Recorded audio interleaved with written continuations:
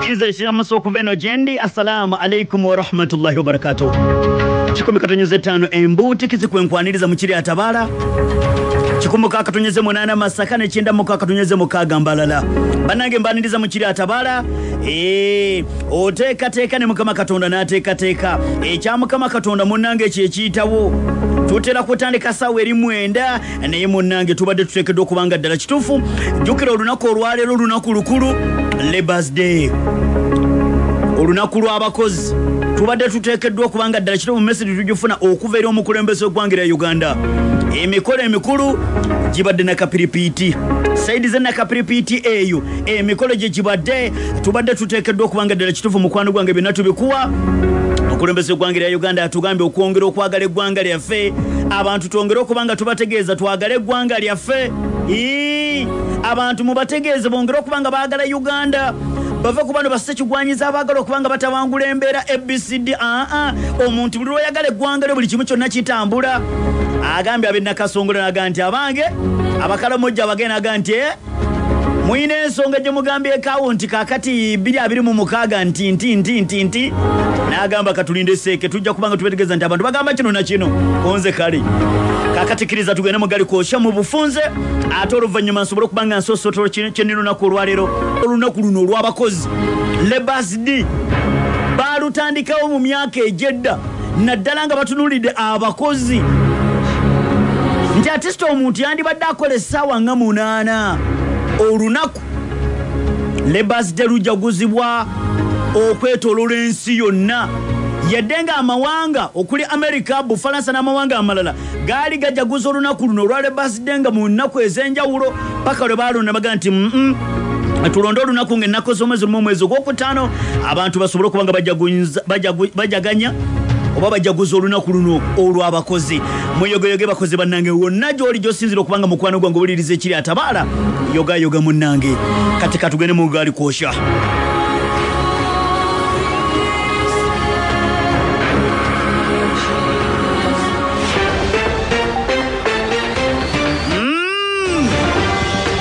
Kiriza munnange mu gaali kwosha ekitongole kya Red Cross, the International Committee for Red Cross mu Democratic Republic of Congo batandise okuseguukulula amajje ga Democratic Republic of Congo abaali basigala mu mmundu gye badde esinga okubanga esekebbuka mu kitundu kya Goma ne mu kitundu ekya Bukavu.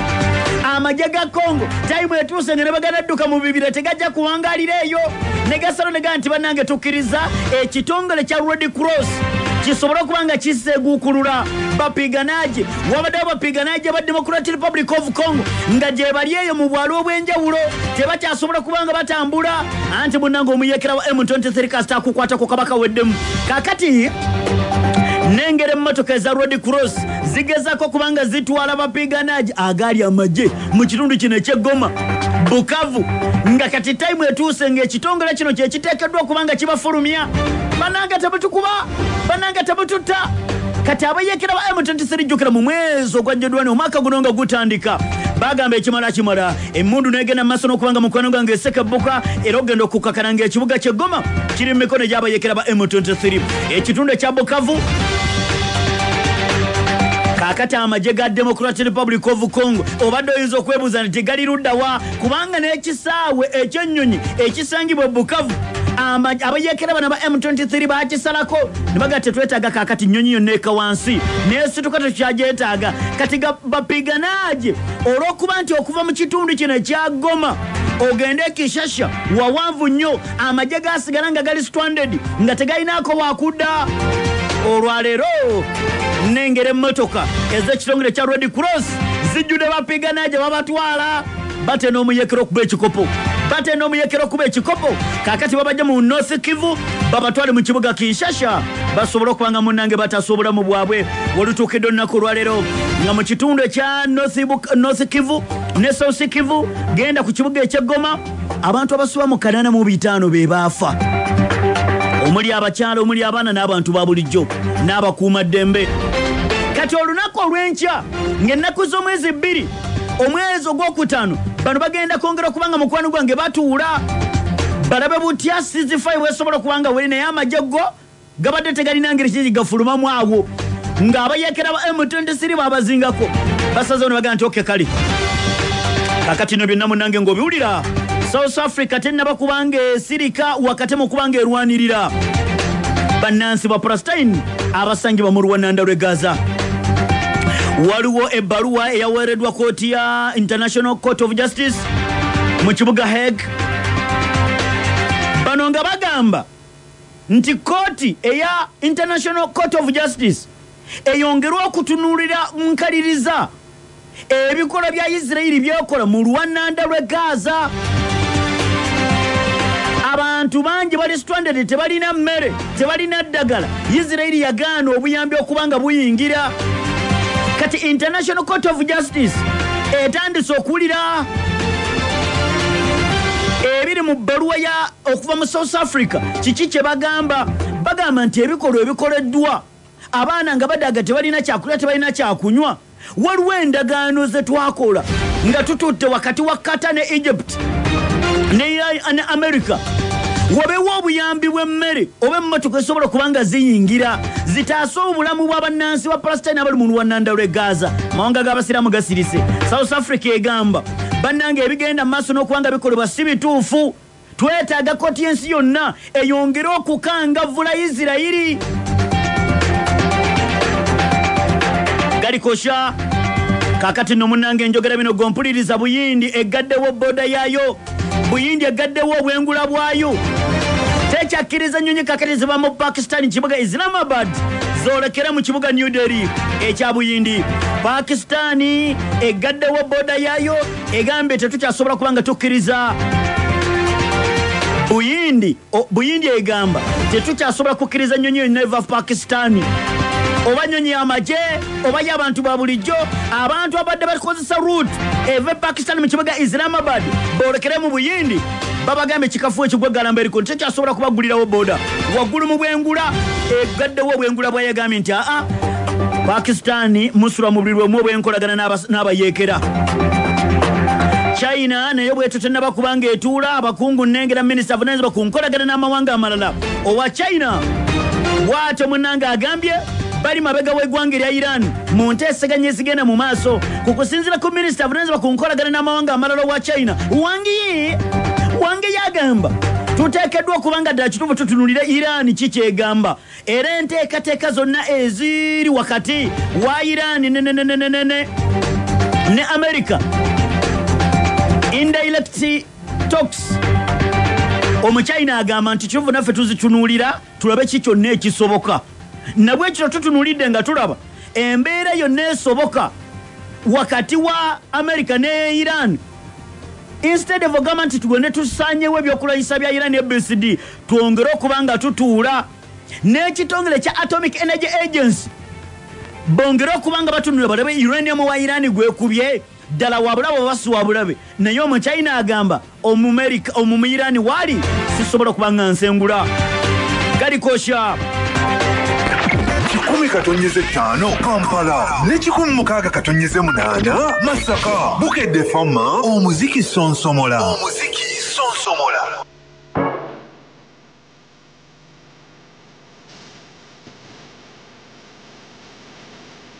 Webale nyubalire ddala kukkiriza kubanga okyali nange yenze Sonko Musa kiri atabala twatandise dda baba. Omukulembeze wa America Donald Trump okuva lwe yajja mu bukulembeze bwa America yagamba ayagala Ukraine ebeekubyekomyawo. Nga Trump agamba nti namukadde muzeeyi wakazi Joe Biden yawa Ukraine ebyokulanyisa nga yamala gawaayo ate nga America yeteekeddwa okusooka okusoosowazibwa. Trump olwalayizibwa n'agamba Zelensky n'amugamba nti seba America ekubeereddewo n'ekuwa ebyokulanyisa byonna ogenda kugiwaaki. Eggwanga lyaffe lirese nga lyavue mu musimbi muyitirivu nnyo gwe tukusaasaanyirizaako nabwe kitoteekeddwa okubanga tukubanja biliyoni 3 kandabe wano yamugamba nti tukubanja biliyoni 3.5 eza dola za America.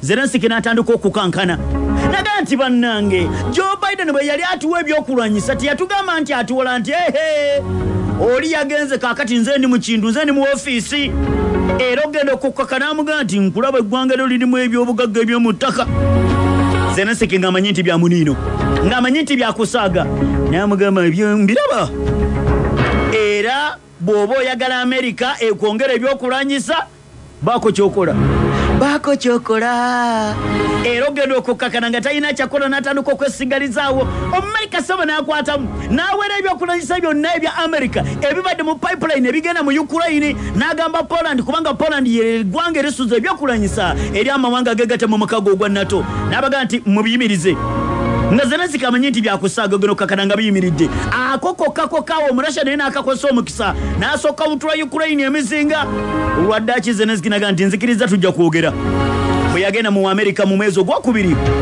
tebyamutambulira bulungi Trump n'amugamba waliwo ebyobugagga by'omutaka mbyetaaga mbifugako ebitundu 5 ku buli 100 Zelensky naga nti bano ekikafugo erigalambeko sijja kusobola Trump n'amugamba ojja kusobola olimba olunaku olwaleero bw'ati akkiriza Zelensky ebyobugagga by'omutaka ebitundu 5 ku buli 100 abiwadde yasayininze asindisa abakungu ne basayininga batudde essaawa zibadde 14 namba okumanya nti ensonga zibadde nnene kati waliwo points ziri 7 zenjagala tukubemuke munnyonnyoso waliwo ensonga 7 ezabadde mu nteeseganya ensonga zino 7 wakati wa Ukraine okubanga yagonze netegeera nti mu nsi eri y'abasajja Abamerika Ukraine ng'eyagala teyagala Trump aga nti affe tetujja kuwa buwi bwintu bwebityo oteekeddwa okubako omuwendo omunene gw'osasulira kino nno kyaleetedde n'amawanga amalala okutandika okubanga nabo batunulira Zelensky n'amagamba nti obange naffe twakuwa ku ttanka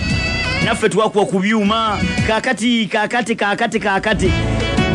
kiri omuganda kyaga nti ennyonyi ento ennyonyi enkulu yeyigiriza ento okubuuka kati olwa Amerika Donald Trump okubanga aganaga nti tuteekeddwa okubaako ebintu nabo byoddiza Amerika so si kudda mu doyidoyi ekisookera ddala mu points 7 Ukraine tegenda kusasula bbanja Amerika lyebadde egibanja naddala ku mulembe gwa Donald Trump nti Trump yali yagamba abanja Ukraine dola za Amerika bilioni 3.5 nabwe kitagambye ezo tebagenda kubanga bazisasula ensonga endala nti bwe batunuulira Zelensky yagana sente ezo nagamba nange nedde ezo sente si kituufu Prime Minister wa Ukraine Daniz yategezeraga nti mu ndagaano gye basayinize n'Abamerika bakkiriziganyizza esente ezo tebagenda zisasula Trump zeri abagenda nti bateekeddwa osasula ebbanja so kitegeeza akakasente ekyo kyawedde zibabadde basuubira nti waliwo ebyokulwanyisa Joe Biden byaleka basasulire sente kati mu ndagaano empya ezo ensimbi tebagenda zisasula ensonga ey'okubiri Katami Sukovia wuliriza wano bulungi Amerika bwe yabadde basayininga endagaano ne Ukraine wano olulimi lwakyuseemukko bwe baatuuse ku nsonga ya Russia nti Ukraine ne Amerika mu ndagaano gye basayininze baga nti mu agreement yano mu ndagaano eno Russia okubanga yalumba Ukraine negizaalira makayi byazaalira ku nsiko tewagenda kubeerawo gwanga lyonna oba omuntu yenna nga surprise Russia machines okubaako kyagenda okufuna mu kuddamu mu kuzimba Ukraine olutalo lwandibanga luwedde bannange reconstruction of Ukraine okuddamu okuzimba Ukraine bupya nti wabaawo katugambe nga North Korea tebayagadde kumwogera wano omwana w'omugezi tebayagadde kumwogera maama nze kamwogere kubanga Ukraine ly'eggwanga erikyavuddeyo artist okakasa nti libadde lirina amagye mu Ukraine naddala emundu bwe yasinze okubanga etokota mu kitundu ekya Kursk amagye ga North Korea ne gakuba ekikopo era ogenda okukkakana nga Russia esobodde okwezza ekitundu kino ekya Kursk. Kaakati mbu wanaabawo eggwanga nga batandise okutunuulira okulaba Ukraine baddamu batya basobole okuba nga bagizimba. Edde weetebenkere nga luli bwe yali. Ne wabaawo eggwanga nga baalizuula nga lirina engeri gye lyawamu Russia ebyokulwanyisa. Tebagenda kugiwa mukisa kuzimba Ukraine mpya. Na bwe kityo Kyiv Ukraine ng'eyagala wayongera okubaawo pressure ey'amaanyi America egipushing eri Russia nti mu byonna bye tugenda okwogera ku bya ceasefire ensonga eteekeddwa okutunuulira okugibasakeddwa gikubamu kemmunyenyeso balabe. Ensonga endala oil and gas n'amafuta nti mu ndagaano Ukraine gye basayininze ne America babadde tebayogerako ku mafuta ne ku gas. Naye ate kino kyazze mu conversation yabwe nga bali mu kwogereseganya nga basayininga endagaano, kubanga Omumerika ye yabadde atunuulidde ebyobugagga eby'omu ttaka era ng'ebyobugagga eby'omu ttaka ebyo balina bye beetaagamu nga tebatunuulidde mafuta ga Ukraine ne gas. Naye kakati ogenda okukakkana ng'ensonga eyo erina okutunuulibwa era Amerika yagambye ne Ukraine bagenda kwongera okuba nga bakkiriziganya. Ukraine mu nsi mamu gye badde esimamu amafuta ne gaasi waayo babadde balinamukko obunafu, kati beetaaga partnership. Naye nga Ukraine awe ejja kusigaza oba ownership, ejja kusigaza okuba nti yeevunaanyizibwa gas oba oil byo bisigale nga bya Ukraine, yadde nga America will get access ku mafuta ne gas. Trump ne yagamba nti a big deal is about to what? Ensonga endala nti oil ne gas byali tebya mu draft yaabwe bali tebagiteekamu, naye ogenda okukakkana nga tebalina kyakola balina ogiteekamu. Ensonga endala Ukraine tekyasobola kugaanibwa kwegatta kufuuka mmemba w'amawanga ga lukalu lwa Bulaaya, kubanga Ukraine okuva mu mwaka ogwaggwa yatandika okuba ng'esaba ambition yaayo okwegatta efuuka mmemba w'amawanga ga lukalu lwa Bulaaya. Kati tewakyaliwo asobola gaana ku ndagaano gye basayiniza America ne Ukraine. Tokyasobola gaana Ukraine eyongera okupushinga issue zaabwe ne mawanga ga lukalu lwa Bulaaya, kubanga mawanga ga lukalu lwa Bulaaya nago gamubeereddewo mu kumuwa ebyokulwanyisa. Nabwe kityo bwe wanaabawo ba investors okuva mu mawanga ga lukalu lwa Bulaaya nga baagala okujja mu Ukraine babeeko ensonga ze basayininga, tewali buzibu. Omumerika agamba nti ffe tujja kubeerawo tubawa amagezi na butaba tusobola okuba nga tukolagana.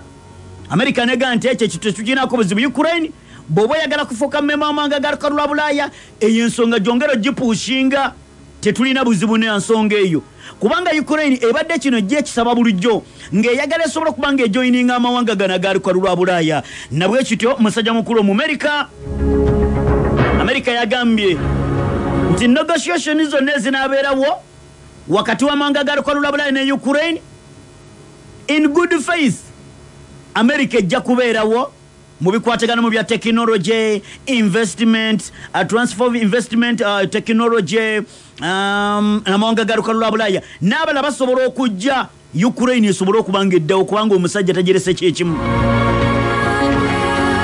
Ensonga endala America kukikwatagana kwongera Ukraine ebyokulwanyisa bakikubaganyizaako ebirowoozo, era America egenda kusigala ng'esindika ebyokulwanyisa mu Ukraine naddala ceasefire ng'ewedde n'okulaba ebyokwerinda bya Ukraine bisigale nga biri talatibu bulungi. First Deputy Prime Minister Yulia owa Ukraine agamba nti mu ndagaano gye basayininze America yakkiriza okusigala US contributing new assistance in the future, like nga air defense systems. America ejja kwongera okubanga esindika air defense systems mu Ukraine mu ndagaano empya singa endagaano wakati wa Russia ne Ukraine banaaba bamaze ogiteekako omukono. Kuba eno yabadde endagaano ya byabugagga bya mu ttaka. Emmundu ekyatokota naye artist feza esooka eraga nti olutalo lwandibanga lukyuse ku nkomekerero yalwo Omumerika yeddiiryo gy'abadde asinga okwetaaga eyo yawedde. Kaakati Ukraine ejja kufunayo new assistance in the future, ejja kufunayo obuyambi mu biseera bijja mu maaso okugeza gamba nga air defense system, kubanga air defense systems zino eza Ukraine zabadde erina omusajja omurashi atuuse nga takyaziraba mu bitiibwa nazikuba. Akati Ukraine egamba twagala tuddemu tulabe butya bwe tugenda okubanga tukwatagana, wabula America teyagala nti nze Ukraine kukikwatagana ku kya security guarantee. Era kino Omumerika gali bwe tuba tuli bakkuwa byakulwanyisa tujja kuwa naye tosuubira amagye ga America okuva mu America gajja mu Ukraine nga gazze kukuyambako. Yadde ng'ag'omunda galaga nti ku byobugagga eby'omu ttaka ebya Ukraine America byasayinizeko endagaano mu bifo weesuubira nti wano wali ebyobugagga eby'omu ttaka America biyeetaaga. America ejja kusindika amagye gayo gabega ge gakuuma ge gakuuma kugamba eri gye basima ebyobugagga ebyo eby'omu ttaka. America ejja kusindikayo amagye gabwe gabenga gye gali, si kulanga omusajja yeekyusiza mu kitinga ki kukikwatagana ku profits amagoba. Bamuyita mu America. Atulendezi Putin naye ojja kumulira naye nga ayongera okuleega engoma. Mukkirize mbasiibulire wano bannange, mukkirize mbasiibulire wano. Appointments teziwaddeeyo nkakasa muganda wange Musemugenyi Sirajja ajja kutandikirawo inshallah ku mawulire g'amalala g'enfuna wano mangi. Kusinzira ku Secretary of State wa America Lobby agamba nti enteekateeka eno egendereddwamu kutunulira kulaba nga olutalo lutandika okubanga luggwa. Tudda ku step kati ya musajja mu Russia mu Ukraine yawedde. Assalamu alaikum wa rahmatullahi wa barakatuh. Akume bannange.